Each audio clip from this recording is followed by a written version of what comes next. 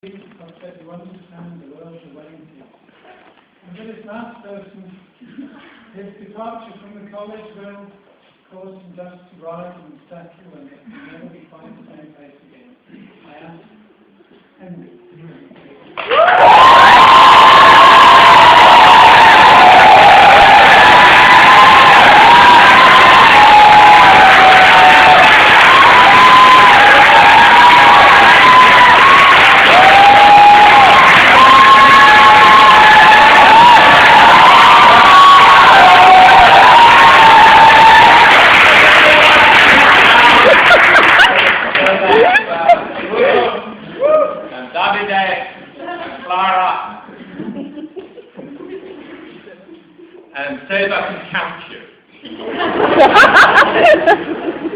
Once I'm sure you're all here, then you can go to sleep, and I'll wake you up. It will be at the end of this. Can you hear me without it? Yeah. I thought you might. Funny old business, the weather.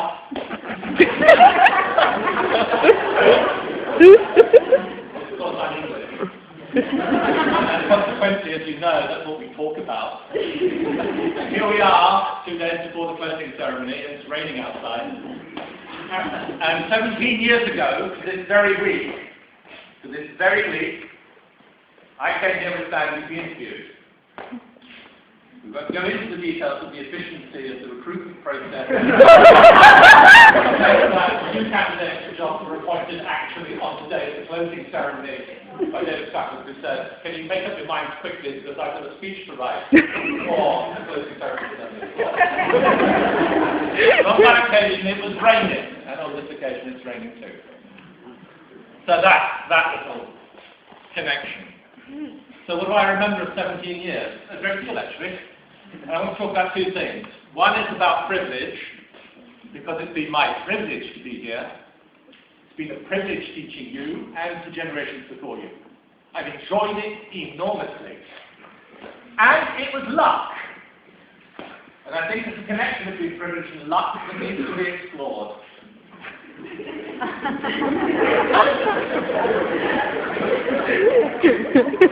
Privilege is not a right. Privilege does not entitle you to things. Privilege is a responsibility, because very often it's luck that brings it about. What do I mean?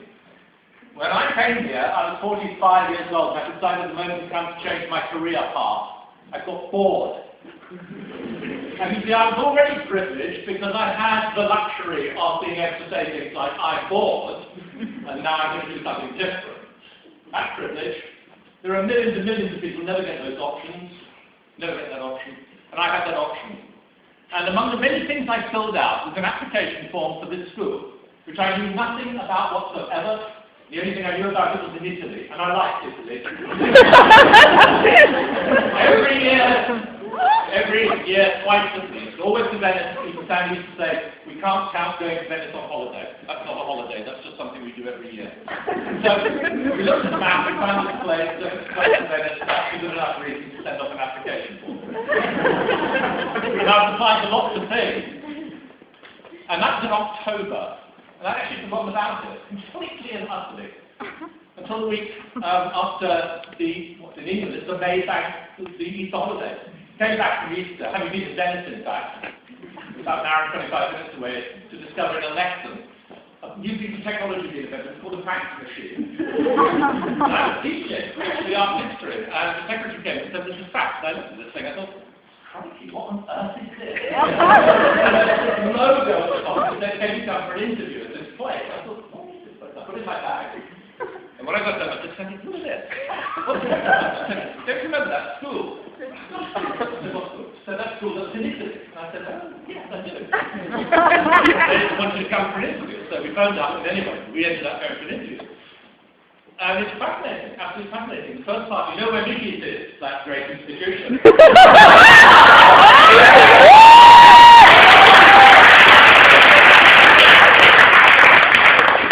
The Drapery Institution was the Bible Roper, of course.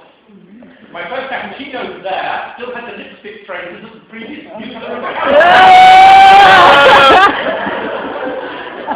I thought how sophisticated it was. You drink coffee and be kissed all the same.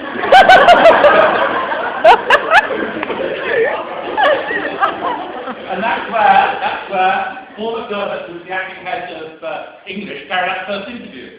And he said to me, what have you been teaching recently? And I said, Jane Austen Shakespeare. And he said, what Shakespeare text are you doing? And I told him. He said, tell me 3 things about why it might be interesting to someone. I thought, this is an unusual way to proceed. And that's the English interview over. And then we had an interview with other people, and then we were invited out to supper down at the Porto. By Anne. There was a gathering of people there, so we went to that. And that also was part of the process to get it discovered. What's Mark Sylvester's opinion?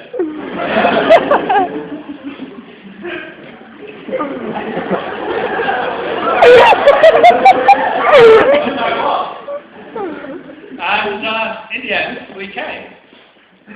And it was luck, because I discovered afterwards, when we stayed stuck with it, he said, we always didn't take you. I said, really? He said, yeah. He said, we had these piles of applications which have been coming in throughout the year. He said, they were all sort of packed out somewhere. And suddenly we needed an English teacher, so I got all those applications out, gave them to McDermott, and said to McDermott, find some suitable candidates who we could have for interview here. And he said, I wouldn't have picked you. And I said, why not? He said, because your name, your surname is Welsh. So it's interesting in a college dedicated to tolerance, and absence of prejudice of any kind. But one of the reasons Paul McDermott chose me was very curious. I was at that time very interested and active in protecting rare species, types, breeds of farm animals, rare survival cells. And it was to work with that, which attracted McDermott's attention. Way of proceeding, that was my bit of luck because I ended up here. That was my bit of luck that I ended up here. And the result was 17 years of what I was going to describe as privilege.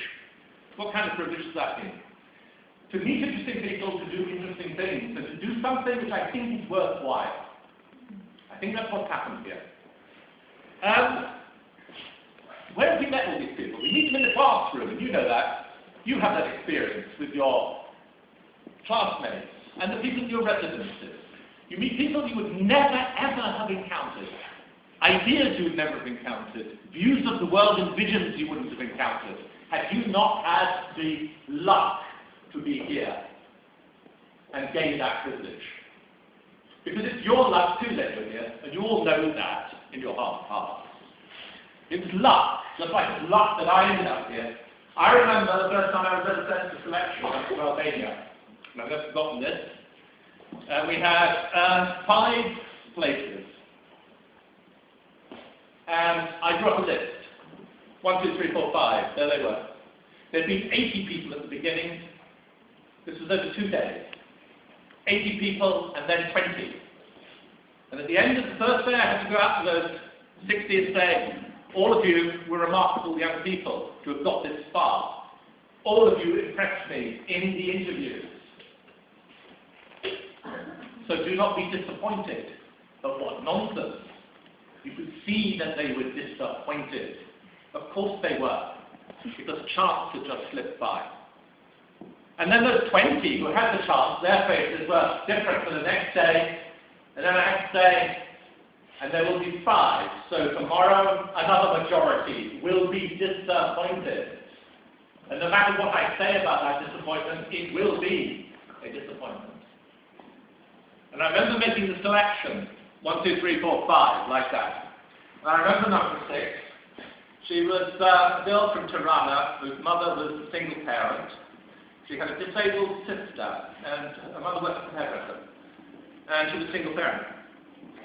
And when I announced the 5 names, 1, 2, 3, 4, 5, I saw all of the excitement, all of the joy of those 5 people, and for a split second I saw something else.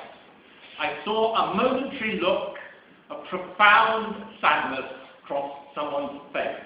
There was no complaint or anything like that. There was no protest. It was just someone whose luck hadn't been in on that day.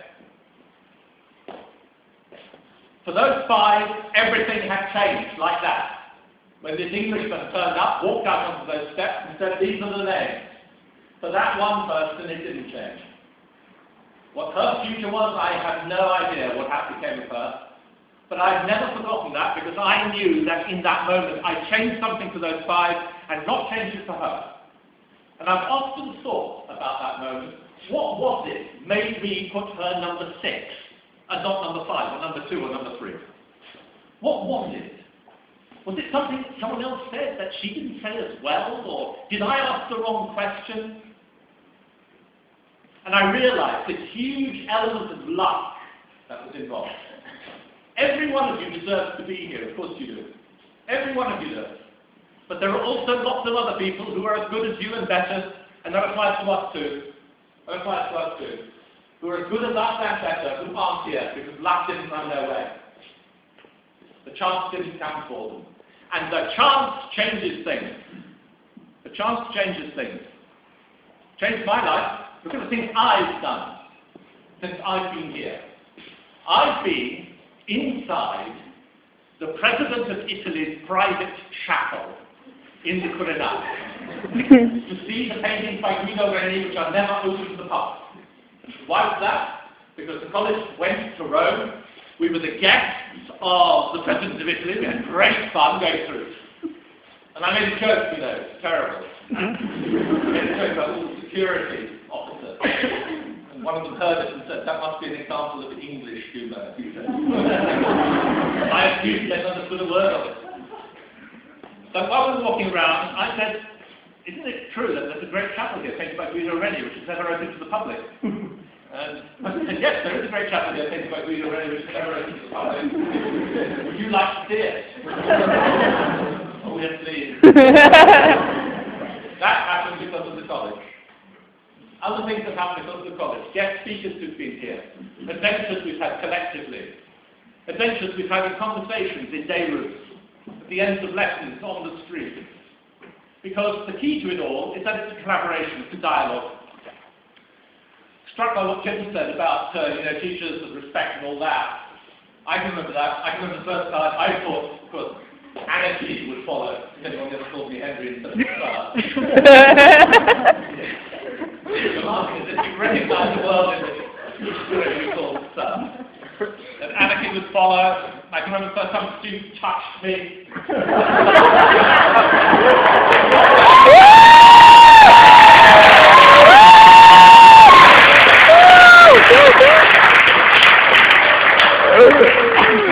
Rightly, I thought. What's going on here? Well, that seems a long time ago. But it was a collaboration, you see, and we've collaborated in all so many different ways. That's part of the intensity of the place, that's the excitement of the place, that's the thrill of the place. It's that people here, there's a phrase they use in education nowadays, which is called reluctant learner. When I was young, there's people called juvenile delinquents. And I've been in schools where I had to deal with reluctant learners. But Friday afternoon, 2 hours of English with a group of boys aged 16 who had not been wanting to be in school since they were 14. We used to discuss Jack the Ripper and Max Murder a lot, I remember. But reluctant learners. You have never been reluctant learners, you aren't reluctant learners. That's one of the joys of working here. To have people who are animated by interest and by passion for anything you like, as long as you're interested in it. It can be your activities, it can be your service, it can be your subjects, it can be all of those things together. It can be your passion about the ideas that have motivated you to want to come here in the first place. All of that is what makes it a joy and a privilege to work here. All of that equally is what makes it a privilege for you to be here. Because you have encountered, in the space of 2 years, something that very few people ever do encounter. An intimate experience of people from such a diversity of places, with so many ways of life, and so many different things happening to them. that it's difficult to replicate such a thing. This is your enrichment and this is your challenge as well. Now, why do I bang on about luck and privilege? Because sometimes when we, and I speak as a collectivity, when we do not actually remember our privilege and remember our luck, sometimes we say the things, we have the things that we're not so thrilled by. We've all, you know, it's not paradise, this is not the garden. We have not returned to Eden here. And there are sometimes things, theft is one of those obvious ones we can think of, malice, cynicism and the rest. They are magnified in a place like this. They appear worse. They appear more damaging because of the extraordinary circumstance we find ourselves in. And that's why they must be resisted and avoided. They must be resisted and avoided. We all have responsibility. That is the only justification for privilege. Privilege means you are an elite. You have got something that other people haven't got. That's what it means to be privileged. I've been privileged almost all of my life. There is a way of speaking of privilege which can account for it. There is no harm or shame in the word elite or in privilege, as long as those who are privileged and who are of the elite, and we are, realize that it's luck plays its hand in this, not just talent, not just brilliance. There is an element of luck in this, that there are many out there who are just as talented, just as able as we are, and the cards didn't fall that way. And that means that we have a responsibility, because only when privilege entails responsibility, and not the sense that it is my right to do things, because I am one of the elite. You have no right because you're a member of the elite. You have a responsibility because you are a member of the elite. And your responsibility is what you chose when you came here. And that was to fulfill those things that the college stands for. How do you do it? So you do it in whatever way is going to be your way. I don't have any theories about it, whether you want to work for non-governmental organizations, or be an international lawyer, or development economics, or all those things. It doesn't matter which way you do it, as long as you do it. And how do you do it? My father was a soldier. He spent over 35 years in the army. And learned a lot of things from him. Something's good, something's not so good. But one thing I remember him was when he was talking about leaders, how leaders work. And he said, in his experience, he said, ultimately, leaders lead not by giving orders, but by their example. They lead by their example, by what they do. And of course, you know, by their deeds shall ye know them. It's a well-known adage. Not by what people say, but what they do, by their integrity, by their honesty, by their idealism. That's how you're going to know. And I think that's the responsibility that's devolved on all of you, as a result of the privilege that in some cases luck, sometimes inexplicable, brought you to this place. That's what I want to say about that, really. It's been a great pleasure, this. I've had a wonderful time here.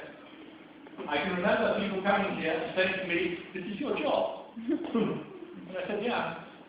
You mean going to Venice is your job? Yeah. Yeah, well, you know, 3 or 4 times a year. You're going to Rome to your job, yeah. You're going to London to your job, yeah. You're listening. And all of that reminds us, I think, of our luck. The luck I've had to be here. Couldn't have been a bad country for me, Italy. Good country for art historians. So, I've had a wonderful time here. I hope you've had always an interesting time, and often a wonderful time here. And the last thing I want to say is, you know,